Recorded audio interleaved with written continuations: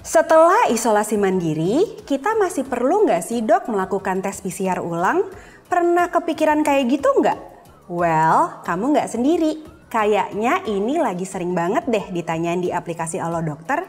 Kalau kamu termasuk yang mempertanyakan hal ini, jangan terburu-buru ambil keputusan ya. Saya ngerti kok kamu mungkin ingin memastikan kondisimu biar jadi lebih tenang.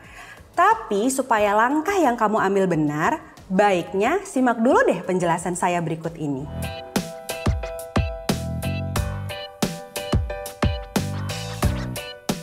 Halo, saya Dr. Renate dari Alo Dokter. Makin hari angka COVID-19 makin meningkat nih. Makanya untuk menekan risiko penularan sekaligus mengurangi beban fasilitas kesehatan, pasien COVID-19 dengan gejala ringan atau tanpa gejala akan dianjurkan untuk menjalani isolasi mandiri di rumah.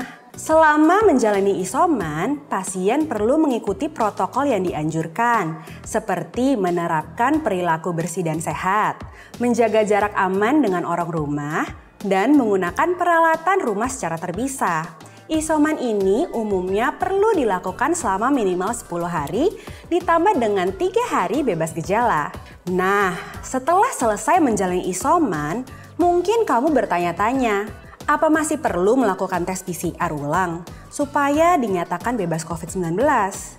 Tapi sebelum saya jelaskan soal perlu enggaknya PCR setelah isoman, saya mau kasih sedikit info menarik dulu nih buat kamu.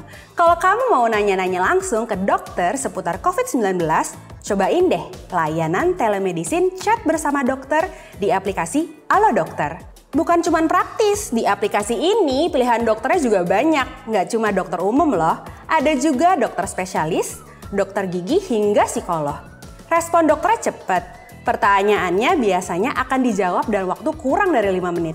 Udah gitu penjelasan dokternya juga mudah banget dimengerti. Tapi tetap tepat dan akurat secara medis. Terus kalau kamu memang dirasa perlu, dokternya juga bisa meresepkan obat sesuai kondisimu loh. Untuk menebus resep itu tenang, kamu nggak perlu keluar rumah. Cukup gunakan fitur Alo Shop di aplikasi Alo Dokter.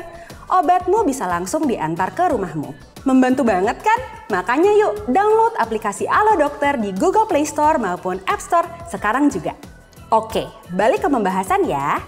Jadi supaya benar-benar tahu kalau udah sembuh dari COVID-19 dan bisa selesai dari isolasi, masih banyak orang nih yang beranggapan bahwa tes ulang PCR itu perlu dilakukan setelah isoman. Bahkan masih ada perusahaan maupun lingkungan warga yang menuntut hasil PCR negatif dari seseorang yang sudah menyelesaikan isoman. Padahal faktanya nggak perlu loh.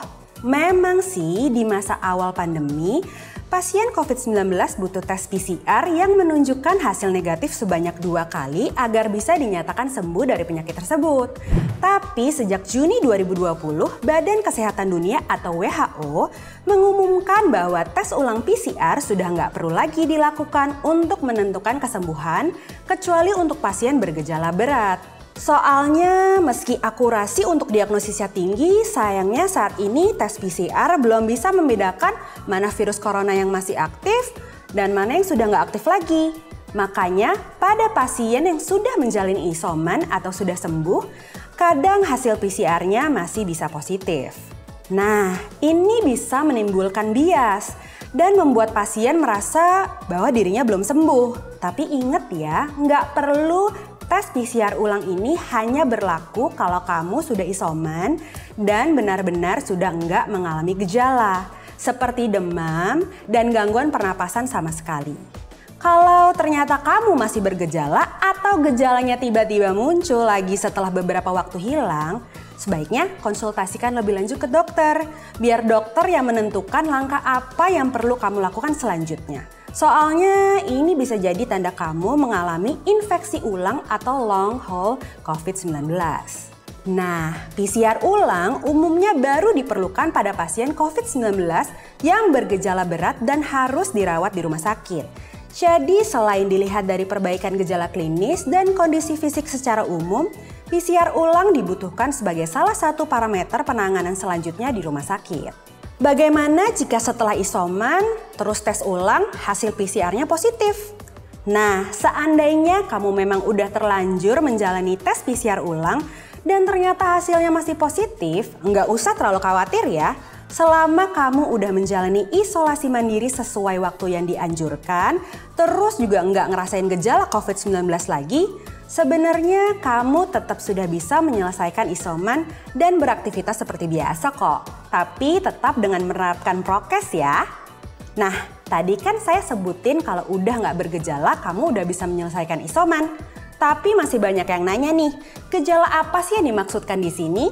Seseorang disebut bebas gejala COVID-19 jika sudah tidak mengalami demam tanpa bantuan obat pereda demam, serta tidak lagi mengalami gangguan saluran napas seperti sesak nafas.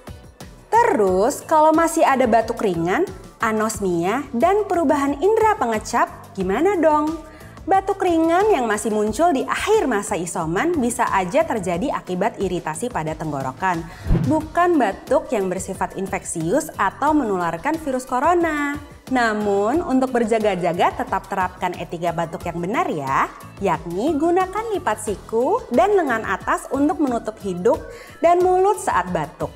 Atau gunakan tisu maupun masker kalau emang batuknya masih suka muncul. Sedangkan soal anosmia, menurut penelitian anosmia ini biasanya pulih dalam waktu kisaran 28 hari, tapi ya bisa berbeda-beda pada setiap orang. Sama halnya dengan disgeusia atau gangguan indera pengecap yang bikin nafsu makan belum kembali sepenuhnya. Ada yang bisa lebih cepat, ada juga yang lebih lama. Tapi umumnya berangsur-angsur akan kembali. Ini bisa terjadi karena tubuh masih perlu waktu untuk benar-benar memulihkan fungsinya, meski virus corona sudah mati di dalam tubuh. Nah, untuk membantu pemulihan dari COVID-19, ada beberapa upaya nih yang bisa kamu lakukan. Tapi sebelum saya bahas apa aja upayanya, saya mau ingetin nih kalau kamu belum subscribe YouTube channel Alo Dokter, yuk subscribe dulu sekarang. Nyalain juga ya lonceng notifikasinya, biar setiap ada video informasi kesehatan terbaru dari Alo Dokter, kamu bisa langsung dapat update. Oke, jadi poin pertama, konsumsi makanan bergizi seimbang. Jangan males makan buah dan sayur ya. Kedua, kelola stres dengan baik. Bisa dengan meditasi, latihan pernapasan, atau sharing sama teman dekat maupun orang yang bisa dipercaya saat menghadapi masalah. Ketiga, istirahat yang cukup. Tidurlah seenggaknya selama 7-9 jam setiap malamnya. Terakhir, olahraga secara teratur, seenggaknya 30 menit setiap hari. Nggak perlu yang berat kok, olahraga ringan seperti jalan kaki atau lari santai juga bisa. Oke, kayaknya sampai situ dulu informasi yang saya sampaikan kali ini. Semoga bermanfaat ya. Kalau kamu punya topik lain yang mau dibahas di YouTube Alo Dokter, silakan tulis di kolom komentar. Terima kasih sudah menyaksikan video ini. Jangan lupa untuk like, comment, share, dan subscribe.